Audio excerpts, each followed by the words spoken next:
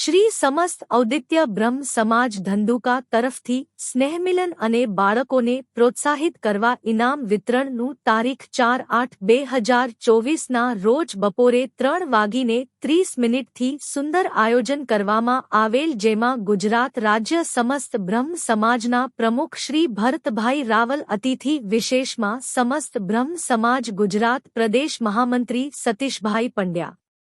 ધોલેરા બ્રહ્મ સમાજના પ્રમુખ દેવાંગભાઈ પંડ્યા, બાવળા બ્રહ્મ સમાજના અગ્રણી શ્રી અજયભાઈ દવે, અમદાવાદ જિલ્લા ગુજરાત બ્રહ્મ સમાજ રાજ્યકક્ષાના મહામંત્રી શ્રી યજ્ઞેશભાઈ મહેતા તેમજ ધંધુકા બ્રહ્મ સમાજના પ્રમુખ શૈલેષભાઈ રાવલ, ઉપપ્રમુખ યોગેશભાઈ વ્યાસ, મહામંત્રી આશિષભાઈ દવે એ દીપ પ્રાગટ્ય કરી ગણપતિ વંદના હર હર મહાદેવના જય ઘોષ સાથે કાર્યક્રમની શરૂઆત કરેલ,